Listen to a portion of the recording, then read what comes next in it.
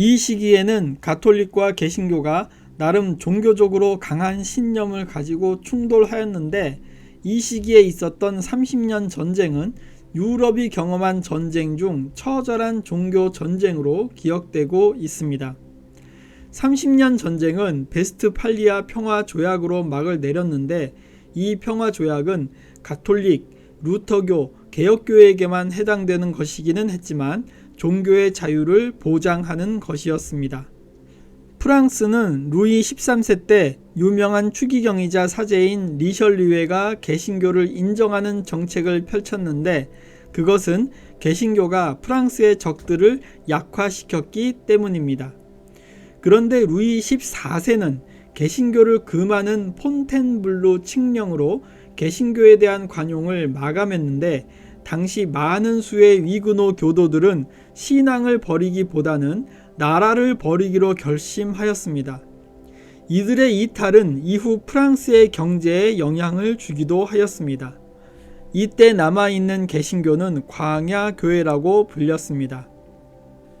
영국에서는 엘리자베스 여왕 이후 제임스 1세와 찰스 1세 등의 종교 정책에 불만을 품은 청교도들이 청교도 혁명을 일으켰는데, 청교도들은 도덕적 순결보다는 가톨릭 교회가 만들어 놓은 온갖 미신적인 것으로부터 정화된 교회를 추구하였습니다. 청교도가 다수를 차지하고 있는 의회는 왕과 긴장 상태에 있었는데, 왕은 의회 없이 통치하다가 세금 인상을 위해 어쩔 수 없이 의회를 소집하였습니다. 이때 의회가 장로교의 노선에 따라 개혁되기 전까지 세금 인상을 거부하면서 찰스 1세는 의회 해산을 명령했지만, 의회는 거부하고 웨스트민스터 회합을 통해서 정통 칼빈주의를 바탕으로 하는 웨스트민스터 신앙 고백을 작성하였습니다. 마침내 왕과 의회 간의 긴장 관계는 내전으로 발전하였고, 찰스 1세는 패배하여 처형을 당하였습니다. 이것을 청교도 혁명이라고 합니다. 청교도 혁명 이후 올리버 크로멜의 호민관 정치 시대가 그 뒤를 계승하였는데, 그는 내전을 치르는 동안 전면에 부상한 인물이었습니다. 한편 청교도들은 조합교회파, 장로회파, 안식일 엄수주의파, 평등주의자파 등과 같은 여러 그룹들로 나뉘었습니다. 그런데 크로멜이 죽고 난 후 그의 아들 리차드는 아버지 크로멜의 일을 계속 수행할 수 없었고, 드디어 찰스 2세를 중심으로 왕정이 복구되었습니다. 찰스 2세의 뒤를 이은 제임스 2세에 의해서 다시 가톨릭으로 복귀되는 것을 우려한 영국민들이 반란을 일으켰고, 제임스 2세가 폐위되고 윌리엄 오렌지와 그의 아내 메리가 왕위를 계승하였습니다. 이것을 명예혁명이라고 합니다. 이 명예혁명으로 말미암아 대단히 관용적인 종교 정책이 시행되었습니다. 한편 스코틀랜드에서는 웨스트민스터 신앙 고백이 채택되었고, 장로교회가 국교가 되었습니다. 이 시기의 모든 전쟁들은 여러 정통파들, 로마 카톨릭 정통파, 루터교 정통파, 칼빈 정통파들의 독선으로 인한 결과였습니다. 이들 정통파들은 아주 조그마한 교리도 대단히 중요하게 다루었으므로 그것을 조금이라도 벗어나는 것을 허용하지 않았습니다. 심지어 이들은 자신들 전통 안에서조차도 합의점에 도달하는 것이 쉽지 않았습니다.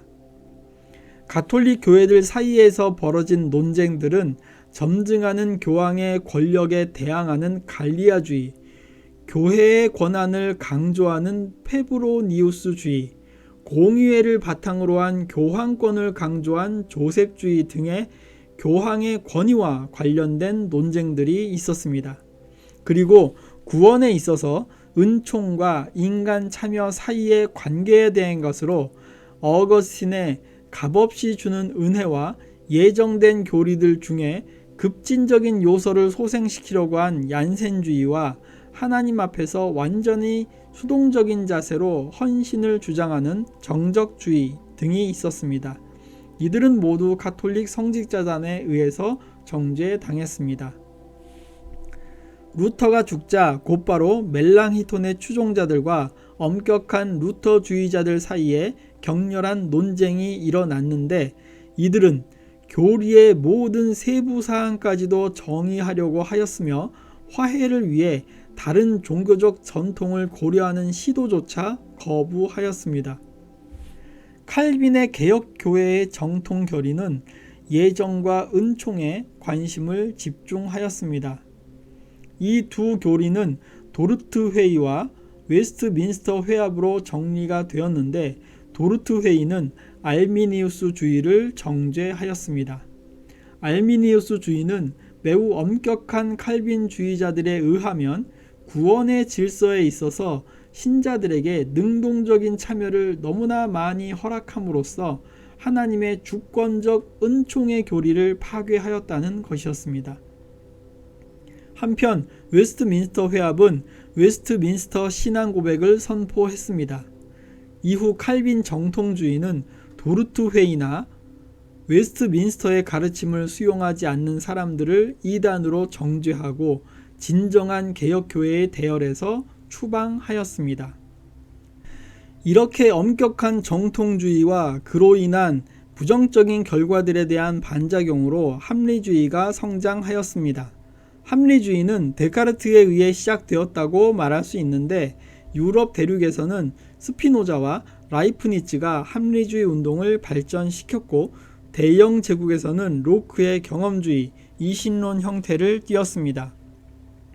프랑스에서는 합리주의로 말미암아 백과전서파를 배출시켰고 결국에는 프랑스 혁명이 야기되었습니다.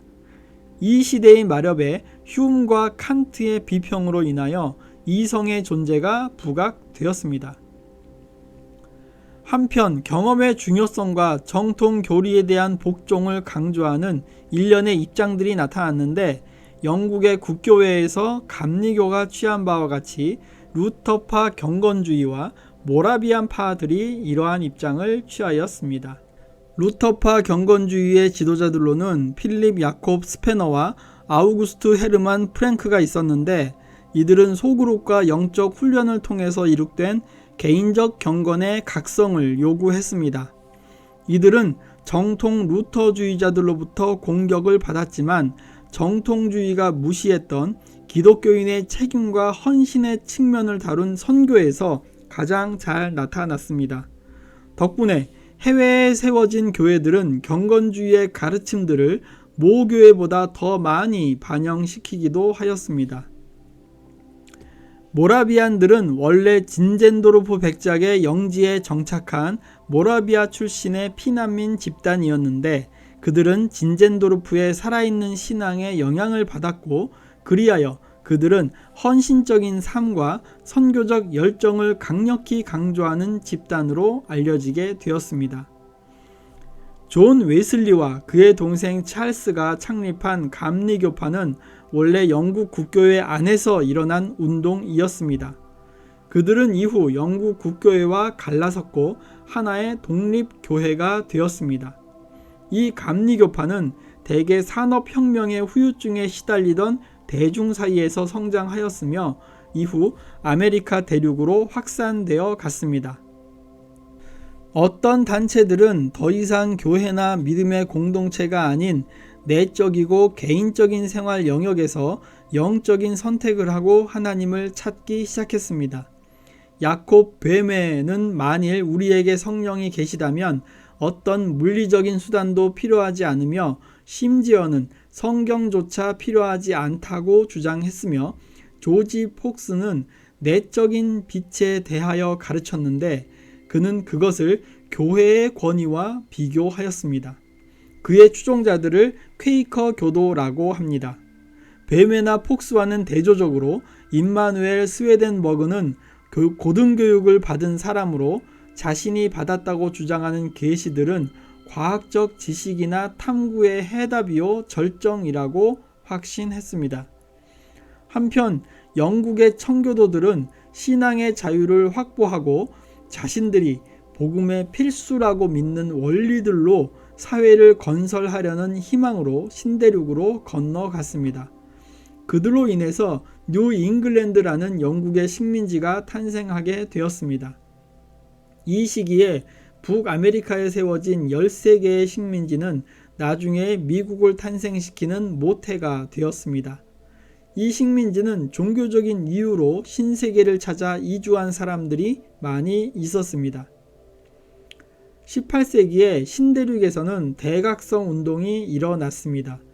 이 운동은 식민지를 휩쓸었고 일체감을 형성시켰으며 결국에는 하나의 국가를 만드는 데 크게 기여하였습니다.